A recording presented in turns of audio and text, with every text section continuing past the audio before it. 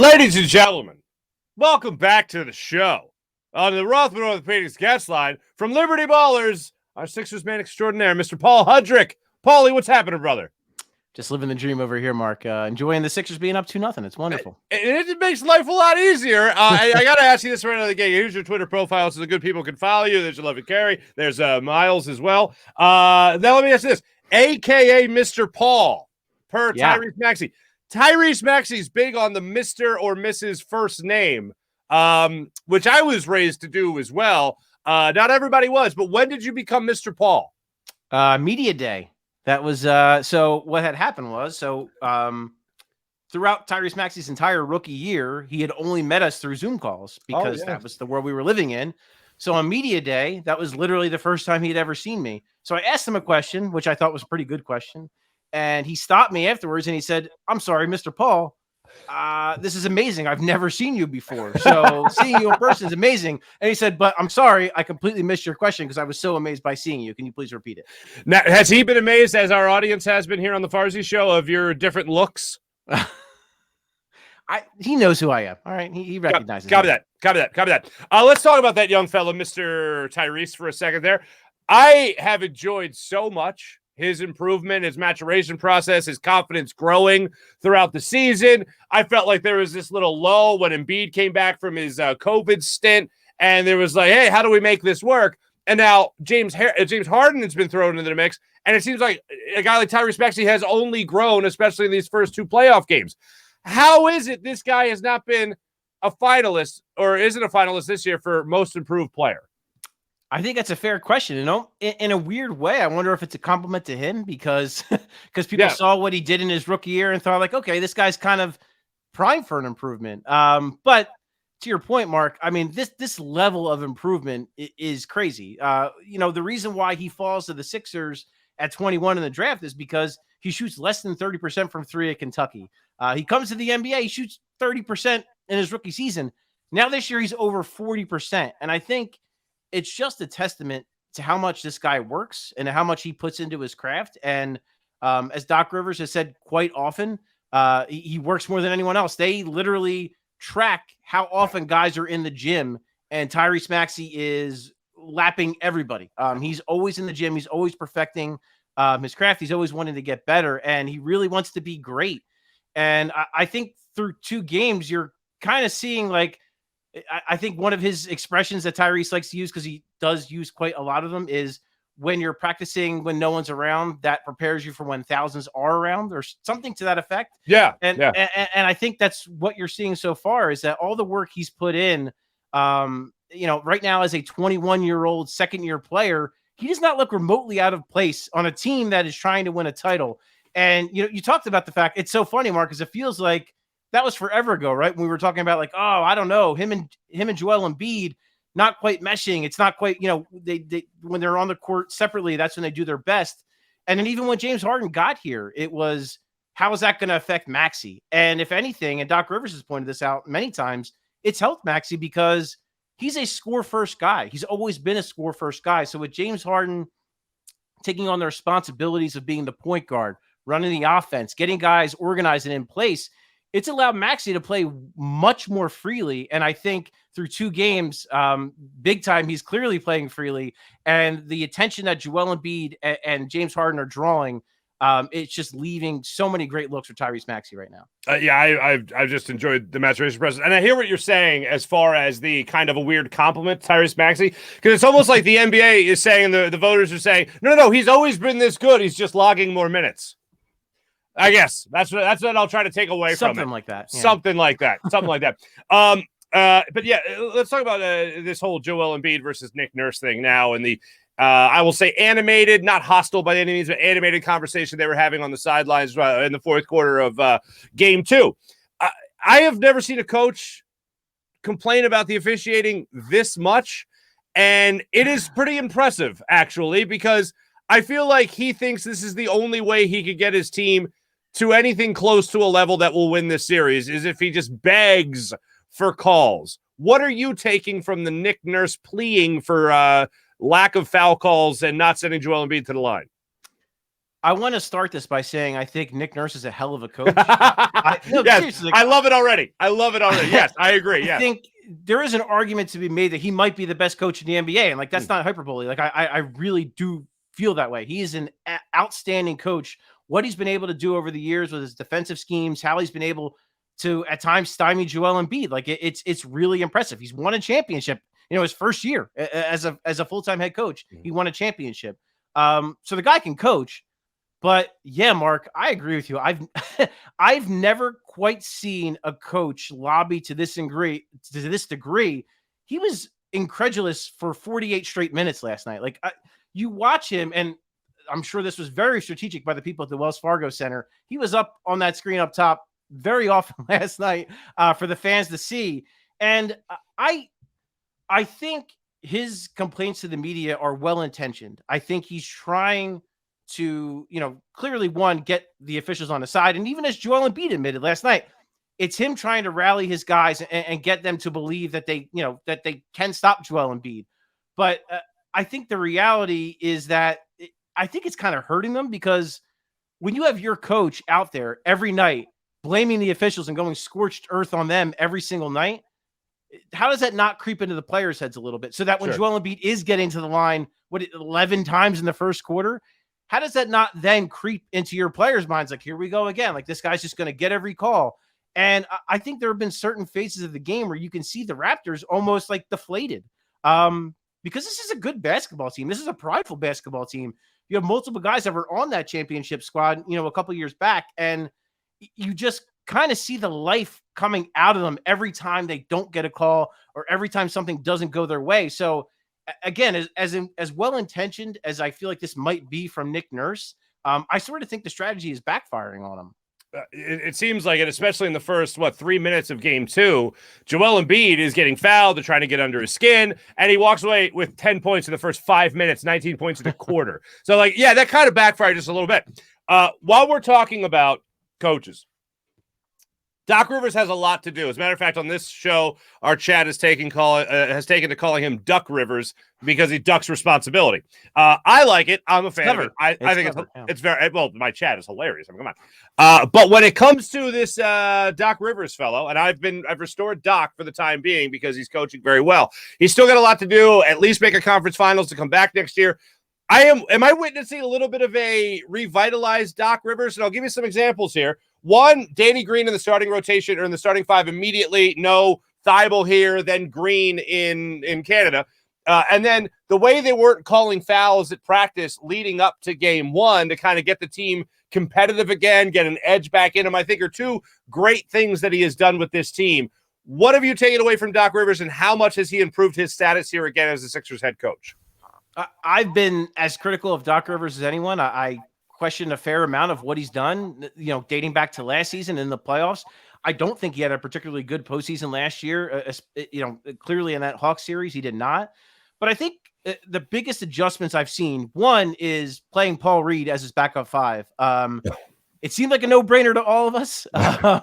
But here we are. He did it. But you have to give him credit because he did do it. Like, he went away from the veteran guy in DeAndre Jordan that he trusts, that he has built a relationship with, and he went to Paul Reed, who is a little bit greener, who is a little bit more prone, I guess, to mistakes and fouls and all that. But it's been obvious through these first 2 games that Paul Reed he's an imperfect option, but he's their best option right now. So I give Doc credit for, kind of conceding it, because Doc can be rigid. That's the biggest knock on Doc Rivers, is that he can be rigid in who he plays, when he plays them, how he plays them. So for him to go to Paul Reed, I think that shows an ability to adjust and see things a little bit more clearly than maybe he was a couple weeks ago. And then I think the way he's played his starters so far, and that's really a product all season long. He's played his starters bigger minutes than he did last season. And I think, again, that was something during the playoffs, during that Hawks series, I thought he could have relied on his starters a little bit more, and he didn't do that.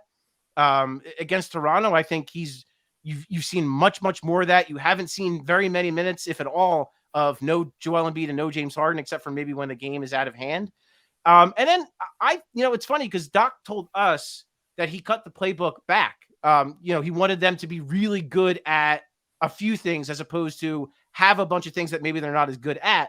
But and I guess, them playing well makes it look better. So maybe they just look more creative because they're playing so well. But to me, this is like two of the more creative games I've seen. They're doing some really interesting things offensively. You've seen Tyrese Maxey being used a ton as a screener for James Harden. The results speak for themselves as far as the space that's created for Tyrese Maxey, for James Harden, for Joel Embiid.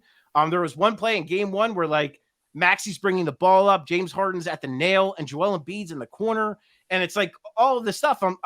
Maybe Doc Rivers was kind of playing it close to the chest all season long and wasn't showing us these looks, and he's bringing them out now for the playoffs, which kudos to him for that. And the other thing I would say too, Mark, kind of going back to the Nick Nurse discussion, Nick Nurse, again, is going like scorched earth on the officials, just every night, just bubble, every night crushing them and really trying to stick up for his team. Doc Rivers last night almost like complimented the officials and tried to say like, it's the playoffs. Their job's really tough. And it's like, I see what you're doing there, Doc Rivers. It's a little like catch flies with honey thing right there. So I think, it's only 2 games, but again, I think Doc Rivers has done a really nice job. He hasn't been as rigid as we've seen in the past, and it's a very encouraging sign for the Sixers moving forward. I couldn't agree more. Is Danny Green okay? Did he get hospitalized? Is he okay? Did he get the PED test? What's going on there? He might have. Listen, good for Danny Green, and good for the Sixers, because this is happening at the exact perfect time. Him kind of refining his legs. It's been a really tough year for Danny. Between the multiple injuries he's had, he had a bout with COVID. He's 34 years old. And there's a lot of tread on those tires. He's played a lot of playoff minutes. He's won 3 championships. So there's a lot of tread on those tires. So for him to now in the playoffs be playing his most minutes and be playing his best basketball, it really couldn't have come at a better time. And it was such a cool moment to see everyone kind of have fun with him. Like you said, like Tyrese Maxey literally said, our first thought was like, is Danny okay after that? Joel Embiid joked about the drug test. Tobias Harris asked if SportsCenter still at a top 10 because he thought that should be number 1. Doc Rivers said it was equivalent to him dunking in a game. So, but yeah, I do agree with what you said earlier, where it's, I think Doc Rivers is looking for more continuity with Danny Green. I think offensively in the starting lineup, it does open some more things up to have him in the corner, because you're seeing the Raptors' strategy is to really pack the paint, really show Joel Embiid a crowd, not let guys get to the rim, and that's leaving wide open opportunities on the perimeter. And so Danny Green really particularly hasn't shot that well yet, but those opportunities are going to keep coming. And quite frankly, you'd rather have Danny Green in that corner than Matisse Thybulle. So I personally think it was probably the right move by Doc Rivers. And so far, I think Danny Green's making him look pretty smart. I 100% agree with that. How do these next 2 games go in Toronto, Paul Hudrick? So I was talking about this earlier on one of our podcasts at Liberty Ballers. I feel like this game 3, if you remember from 2019 when they played the Nets, it was game 4 in Brooklyn. It was very tight, very tense, very close game.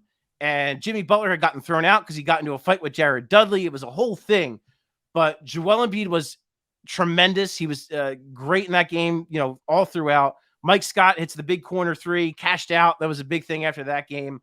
And it came in a big spot. I see something similar happening in game 3, because I feel like, one, the Sixers have shot the lights out through 2 games. They're going to come down to earth a little bit. And I think the Raptors too, they're down to nothing. Like, they're going to be desperate. They're going to throw everything they can at you.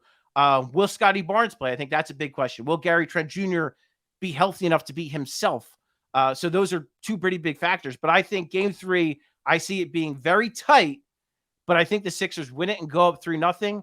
And then maybe, in game 4, the refs finally reward Nick Nurse for all of this, and Joel Embiid doesn't get calls in game 4, and we come back to Philadelphia for game 5.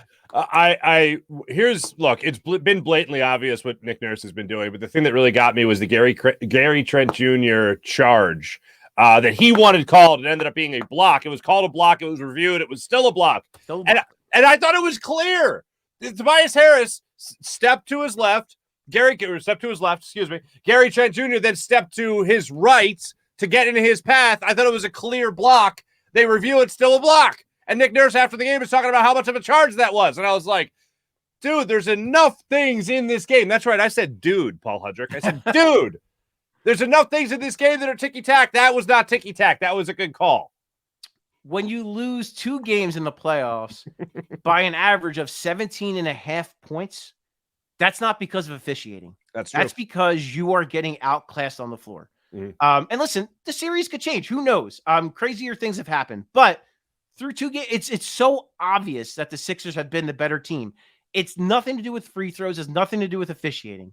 The Sixers have been the better team. And the other thing, too, I want to add, Mark, like, and our mutual friend Tyrone Johnson kind of brought this up on Twitter earlier. He kind of said, like, what Joel Embiid is doing, like, this isn't historic for big men. Big men take a lot of free throws in the postseason. And, like, just quick research, if you look, like, all of the, like, Wilt Chamberlain, Shaquille O'Neal, Kareem Abdul-Jabbar, even like a guy like a Charles Barkley, like, all of these guys have had postseason, runs where they've averaged 10 plus free throws a game.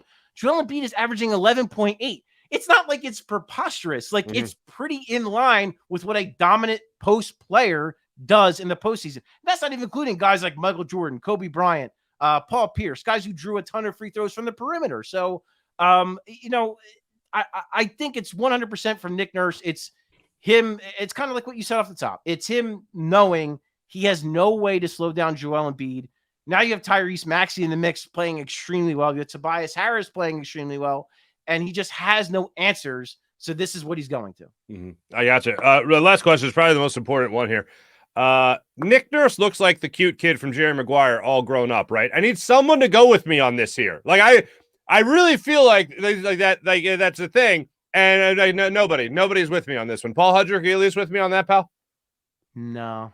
Damn it! No, fun fact about me, though, when I was, I guess, like 8 to 10-ish range, yes, I looked like that kid. It's a true story. Oh, you look like the kid, but that Nick Nurse did not.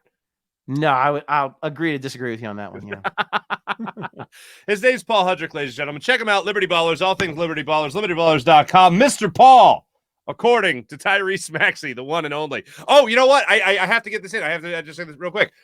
How close to 100%? Not a long answer, just how close is James Harden to 100%? It's a really difficult question to answer. Ooh, I know. I know that he is definitely not 100%. I can say that, but it's potentially a $270 million question that the Sixers are going to have to figure out whether he is not 100% or whether he is 32 years old and all these years are catching up to him. So I am glad I'm not the guy who has to make that decision. All right. We will address that another day. Paul Hudrick, always great catching up with you. Once again, make sure you check him out. Liberty Ballers, all thing Liberty Ballers right there. LibertyBallers.com with my man, Paul Hudrick. And I believe his shooting sleeve has its own Twitter account and Instagram and TikTok. Does my Poison Ivy have its own shooting? No. Paul Hudrick joining us on the Rothman Orthopaedics guest line. Thank you, Paul. Anytime, Mark.